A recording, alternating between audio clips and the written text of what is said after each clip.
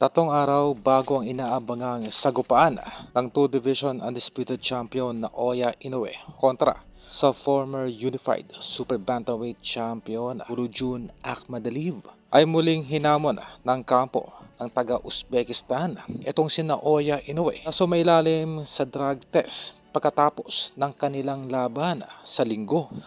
Para po sa kalaman ng lahat, 2 linggo na pong nagko-complain ang kampo nitong si Akhmadaliev sa labis na pagkuha sa kanya ng blood sample ng Japan Boxing Commission. Sa kabila ng madalas na pagkuha sa kanya ng blood sample ay hindi po alam ng kampo nitong si Akhmadaliev kung ganun din ba ang ginagawa ng Japan Boxing Commission dito sa kanilang pambatong si Naoya Inoue. Sa madaling salita ay lumalabas po na one-sided lamang ang pagkuha ng blood sample at itong si Akhmadaliev lamang ang madalas na kinukunan ng dugo.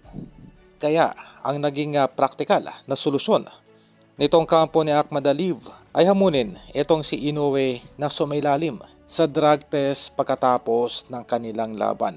Kung titingnan, ito po ay hindi pa nangyayari sa kampo nitong si Naoya Inoue dahil tuwing ito ay nananalo via knockout sa kanyang baluarte sa Japan ay hindi na po ito sumasailalim pa sa post-fight drug test. Ganoon pa man, ito ay isang hamon lamang mula sa kampo ni Akhmadaliev at hindi po obligado itong kampo ni Naoya Inoue, partikular ang kanyang promoter na sundin ang naturang hamon. At sa kaugnay pa rin na balita, hati na ngayon ang perception ng mga Japanese boxing fans patungkol sa paglalagi nitong si Naoya Inoue sa Super Bantamweight Division.